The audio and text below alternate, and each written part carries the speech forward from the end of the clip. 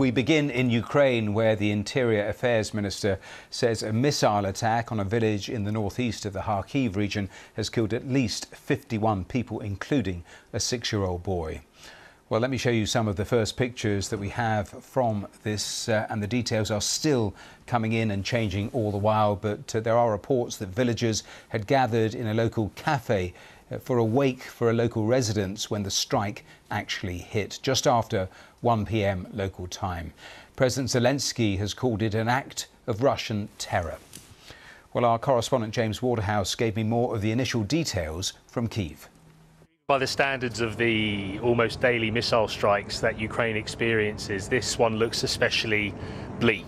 We have seen footage posted online by official channels appearing to show several bodies covered in dust next to rubble in the small village of Hroza. Now, this is a village with a population of only a few hundred. It sits in the northeastern Kharkiv region, around 30 kilometers from the front line. It is not uncommon for settlements in this area to come under regular shelling or missile strikes because of their proximity to the front line. But this looks like an especially deadly targeted strike in what would normally be a civilian area. We're told several people are injured.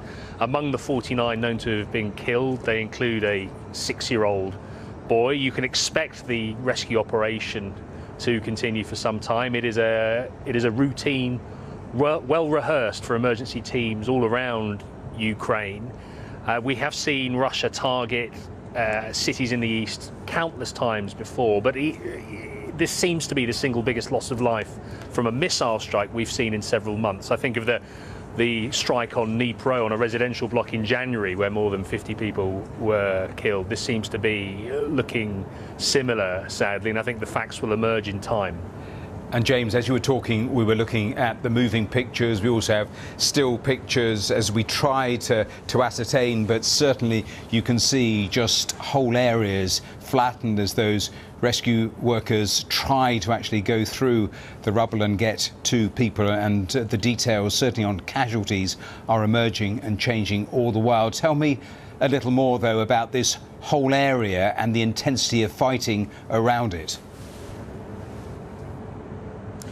Well, it's the Kharkiv region that large parts of it were occupied in the full-scale invasion of last year. It wouldn't be liberated until the autumn of 2022, but this is a place where there has been heavy fighting, and when you're there, when you get towards the front line, you can hear increased shelling, and you can see that there are strikes right along the contact line, right across the Russian border further north. These are communities that live with an awful lot and choose to stay there despite the very real daily risks. And President Zelensky, we talk about well-rehearsed routines. He's on a diplomatic trip to Spain to reinforce his calls for more help, for more ammunition, for better defences, and he's had to react to yet another attack. And in his words, he's described it as Russia using this strike to normalise what he calls its genocidal attacks,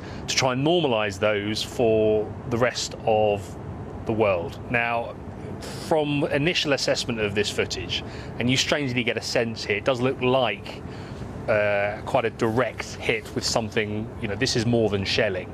And you wonder, I think Ukrainians live with that background threat of wondering whether something like this will happen close to them, and this seems to be the case once more. It's incredibly difficult imagery of people looking over dead bodies, wondering if it was someone they knew. And what always strikes you when you're in the east is how those who have decided to stay, thousands have moved back home even to the east, despite the threat not going away. And I think this is the risk, the background risk that many Ukrainians choose to live with. James Waterhouse.